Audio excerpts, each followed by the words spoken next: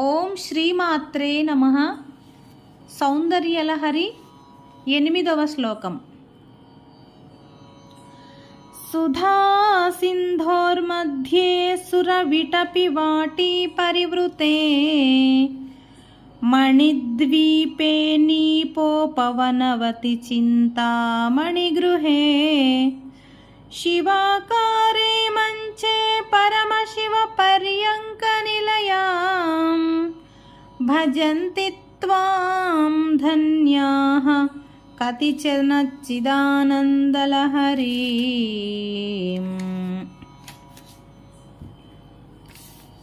టీకా. సుధా సింధోర్మధ్యే, అమృత సముద్రము యొక్క మధ్య ప్రదేశమునందు సురవిటపి వాటీ పరివృతే, కల్పవృక్షములు యొక్క వరుసల చేత చుట్టుకొనబడి ఉన్నది. మణిద్వీపే, మణులమయమైన ద్వీపమునందు నీప ఉపవనవతి అంటే కదంబ వృక్షముల పూదోట లోపల చింతామణి గృహే, చింతామణులచే కట్టబడిన గృహమునందు శివా ఆకారే, శక్తి స్వరూపమైన మంచే మంచమునందు పరమశివ పర్యంక నిలయ, పరమశివుడున్న పర్యంకమున ఉన్నట్టి చిత్తు ఆనందలహరీం అంటే జ్ఞానాకృతి అయి నిరతిశయ సుఖస్వరూప ప్రవాహమగు త్వాం నిన్ను కతిచన ధన్యాః కొందరు ధన్యులు మాత్రమే భజంతి సేవిస్తున్నారు. తాత్పర్యము.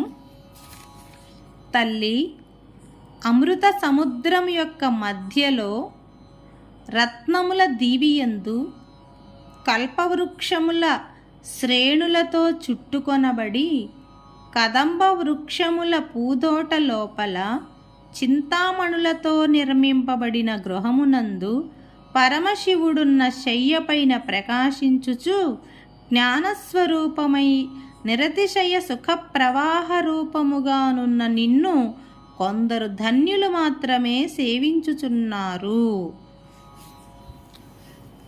మనకి మొదటి శ్లోకంలోనే చెప్పారు కదా, అకృత పుణ్యులకు దేవీ సేవ అనగా దేవీ ఉపాసన లభించదు అని చెప్పారు కదా. కాబట్టి ఇక్కడ శంకరాచార్యులు ఈ స్తోత్రం రాయడానికి ఆయనకి ఎంతో సుకృతం ఉంటే తప్ప నేను నీ గురించి చెప్పలేనమ్మా అని చెప్తున్నారన్నమాట. కాబట్టి ఎంతో ధన్యులైనటువంటి కొందరు మాత్రమే నిన్ను సేవించగలుగుతారు అని చెప్తున్నారన్నమాట. ఓం ఐం హ్రీం శ్రీం శ్రీమాత్రే నమః. ఓం ఐం హ్రీం శ్రీం శ్రీమాత్రే నమః. ఓం ఐం హ్రీం శ్రీం శ్రీమాత్రే నమః. ఓం ఐం హ్రీం శ్రీం శ్రీమాత్రే నమః. ఓం ఐం హ్రీం శ్రీం శ్రీమాత్రే నమః.